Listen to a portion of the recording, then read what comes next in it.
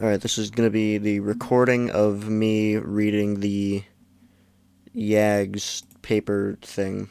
I would like to point out that I did kind of just give up halfway through, but that's okay because the half that I did get done is enough. So, yeah.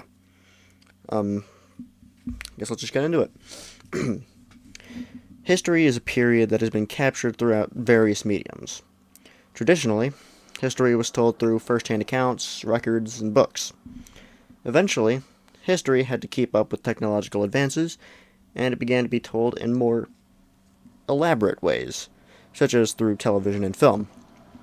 Most recently, however, history has been relayed through video games, providing a much more interactive and, in some cases, more interesting experience compared to its relatively primitive predecessors. Of course, the issue with turning history into entertainment is that history is often much less exciting than how it's presented through said entertainment. Thus, those who create that entertainment often embellish, exaggerate, or straight up fabricate elements for various reasons. Sometimes it's simply to create a more interesting experience for the consumer. Other times, it's used as propaganda, to effectively rewrite history to convince the consumers of one thing, when reality told a different story. I almost said communist there. The big question is, which parts are fabrications, and which are objectively accurate elements? Call of Duty Black Ops, released in 2010, is set during and heavily inspired by the Cold War, and with plenty of references to historical events, as well as events that are simply inspired by historical fact.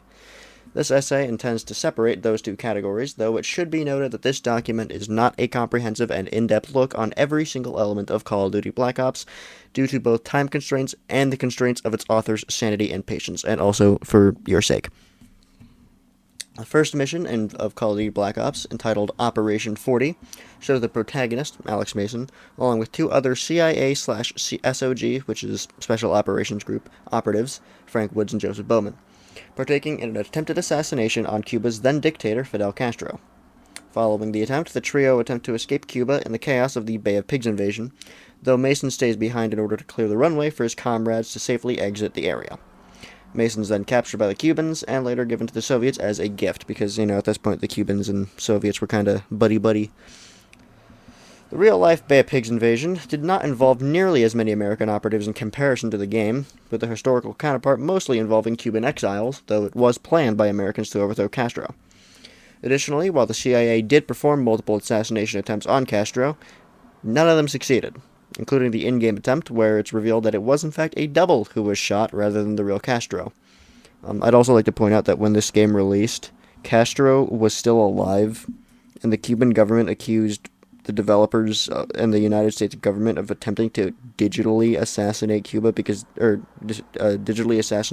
Castro because they failed so many times. Anyways, following Alex Mason's capture at the hands of the Cubans and Soviets, he is imprisoned in the Vorkuta prison camp alongside former Soviet sergeant and former partial protagonist of Call of Duty World at War, Viktor Reznov. The two orchestrate a riot and escape attempt, with Reznov seemingly dying in the escape attempt, though no bodies ever recovered, and in-game hints point towards Reznov having survived the attempt.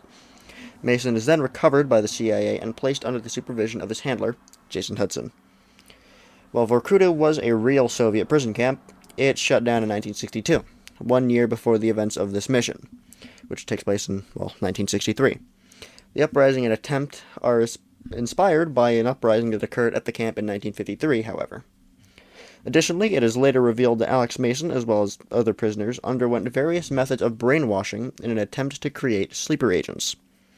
There is no historical evidence to support the idea that such activities occurred at Vorkuta, though the Soviet Union did experiment with brainwashing methods towards the end of the Cold War. Though we're not really at the end of the Cold War yet, we're actually quite early on, so yeah. Skipping on to the next mission, because I don't really feel like covering the one in between this one and the one I'm about to cover. Executive Order. Mason, Woods, and Bowman are given the task of sabotaging a Soviet rocket's launch at the Baikonur Cosmodrome, as well as an impromptu rescue attempt on their Russian/American comrade, Grigory Weaver. Additionally, the crew attempt to assassinate the Soviet who was responsible for Mason's imprisonment at Vorkuta, Nikita Dragovich, though it is revealed that Dragovich survives this assassination attempt. Man, these guys really are not good at killing people. Anyways, during the Cold War, Kazakhstan, the location of the Baikonur Cosmodrome, was a part of the Soviet Union, and in fact was the launch site of both Sputnik 1 and Yuri Gagarin. the first artificial satellite and first human in space, respectively. Additionally, Baikonur is the setting for the Black Ops Zombies map Ascension, named after the fictional Ascension group featured in both the main campaign and the Zombies mode. The Ascension group does have historical grounds, as the Soviet scientific group is made up of former Nazi scientists who defected to the USSR following the end of World War II. While Nazi scientists did defect to both the United States as a part of Operation Paperclip and the Soviet Union, the Soviet Operation... Okay, I'm probably going to butcher this because I'm horrible at Russian and I didn't actually prepare any of this beforehand. Osoaviakim was larger, but less successful than America's. So, how historically accurate is Call of Duty Black Ops? The answer is, well, somewhat accurate. There are, of course, details and events not covered in this document, both for the sake of the author as well as for the sake of you, the reader. If this document were to cover everything in depth, it would be well over 50 pages long, probably.